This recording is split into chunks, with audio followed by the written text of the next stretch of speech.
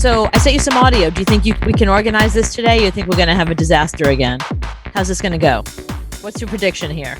I have no prediction. You've sent me a lot of crap, and I tried to pull it all up in exactly the right spot.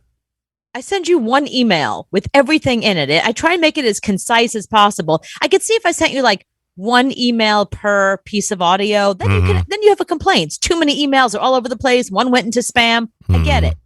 I send you one email and I write story number 1. Start at, and I give you the time code because I'm not an asshole. And then again at, and then and finally at.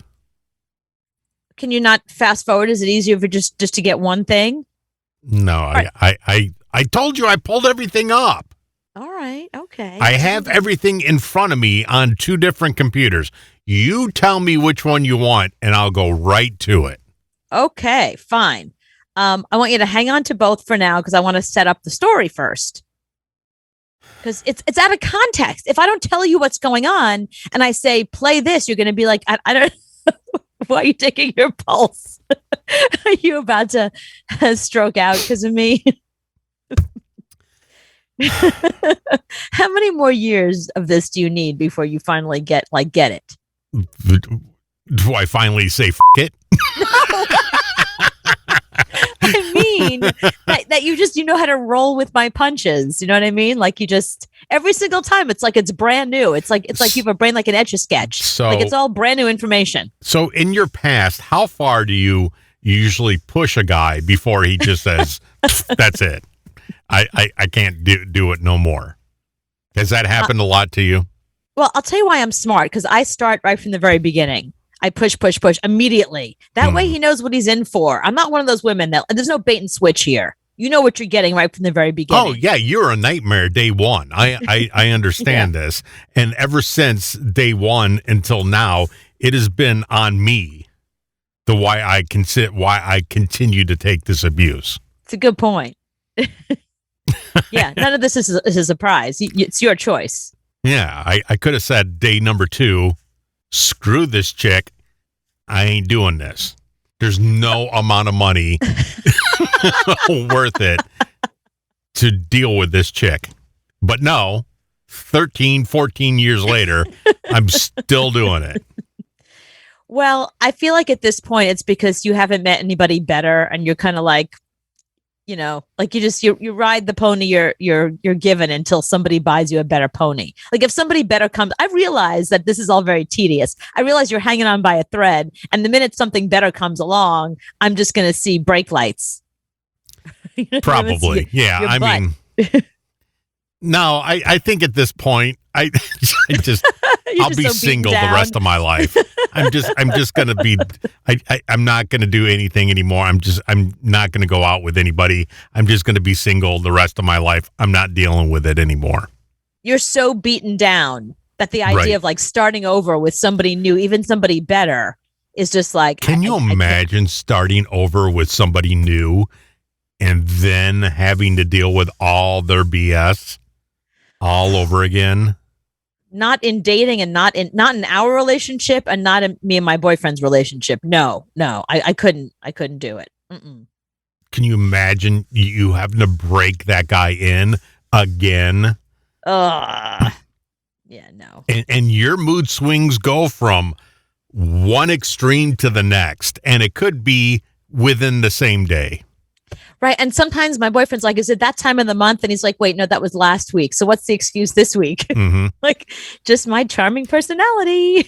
It could go from the same day. I mean, you could wake up in one mood and then turn the corner and be somebody totally different.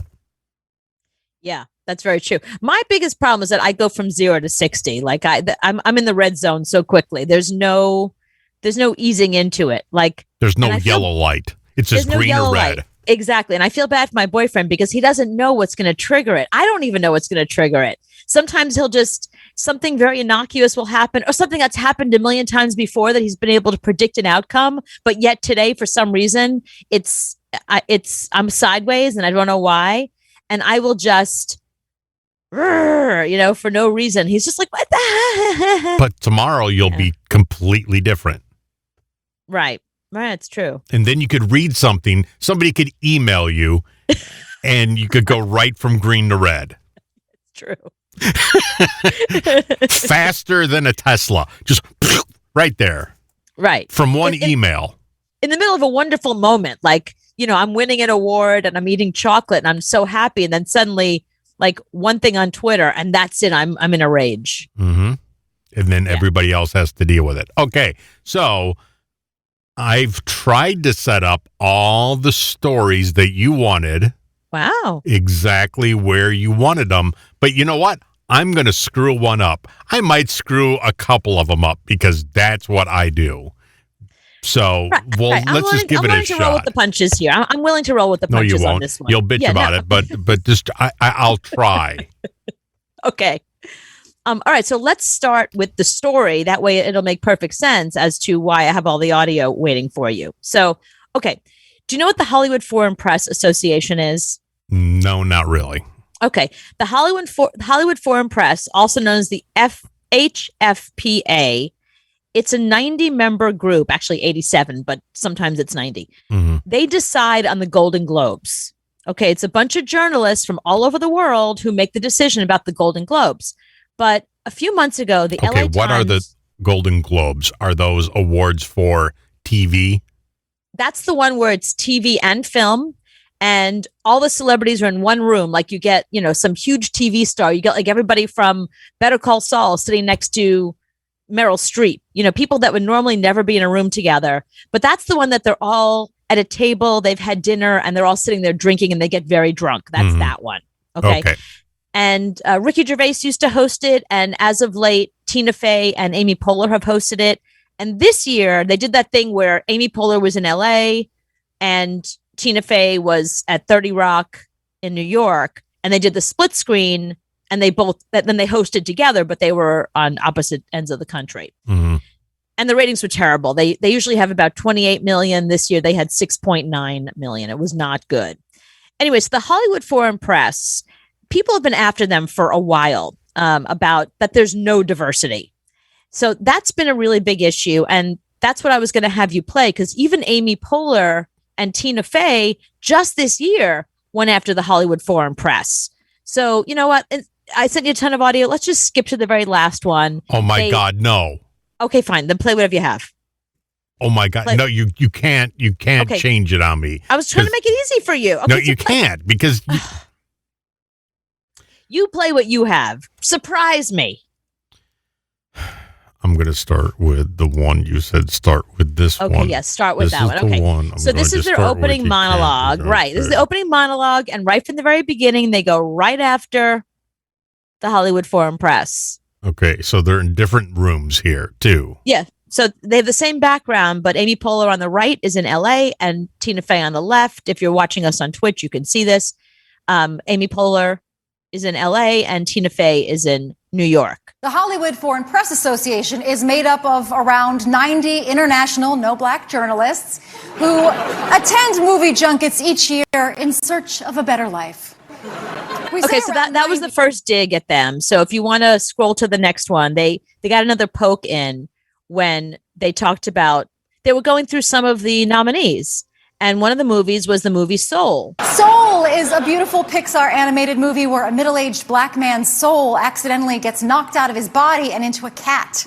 The HFPA really responded to this movie because they do have 5 cat members. So they're teasing the idea that they're going to go after the HFPA in a bigger way. And you think like these are a couple of digs. I mean, it's almost like biting the hand that feeds, because NBC are the ones who produce all this. That's why you have Amy Poehler, because she did Parks and Rec and she has a contract with NBC. And Tina Fey basically runs NBC now. She's a million shows. She's got a new show right now called Girls 5 Eva. And of course, she did 30 Rock and she was the head writer of SNL. So she has been an NBC Universal staple for many years. Right. So this is an NBC production, which is why you have the two of them, which is why today's news is a big deal. So let's go to the final piece of audio I wanted to play for you. This is where they really go after the Hollywood Foreign Press. Oh, this is probably something we should have told you guys earlier. Everybody is understandably upset at the HFPA and their choices. Look, a lot of flashy garbage got nominated, but that happens, okay? That's like their thing. But a number of black actors and black-led projects were overlooked. And look, we all know that award shows are stupid. Yeah. They're all a scam invented by Big Red Carpet.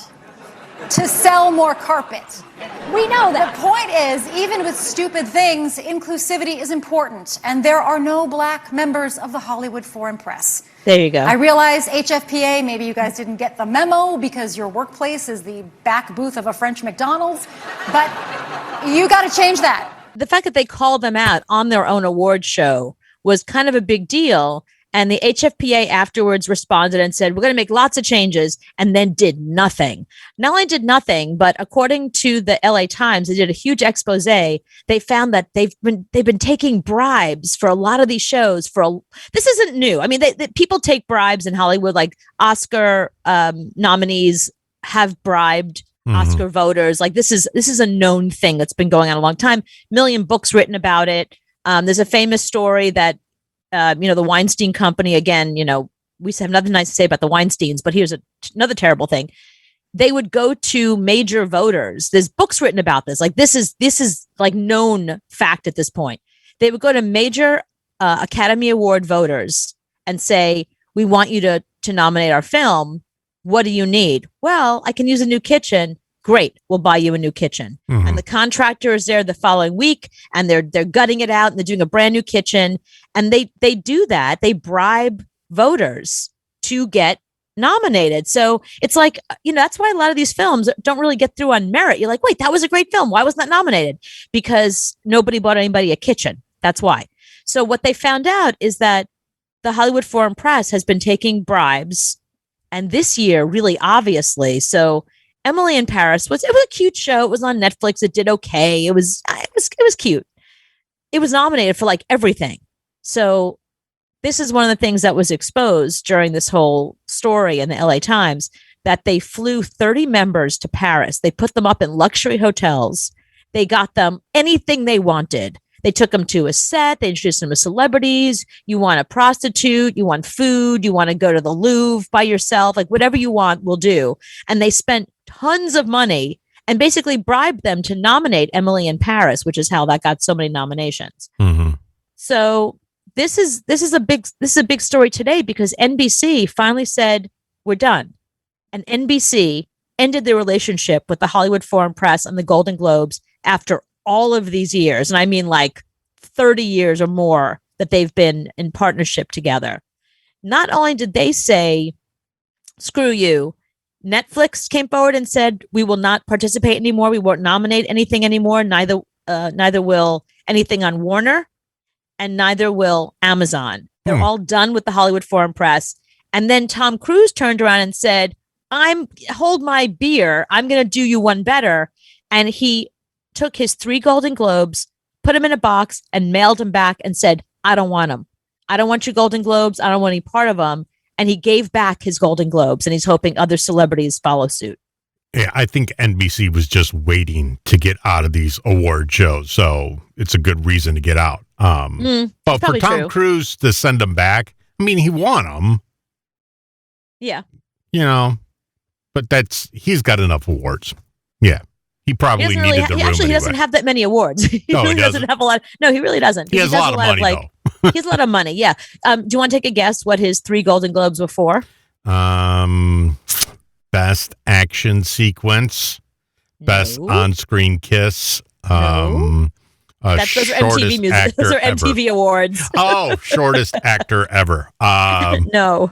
Jumping on couch jumping. Was it couch jumping on Oprah? They were acting awards, and you can guess just what are the 3 movies you think he was the best in? Interview with a Vampire.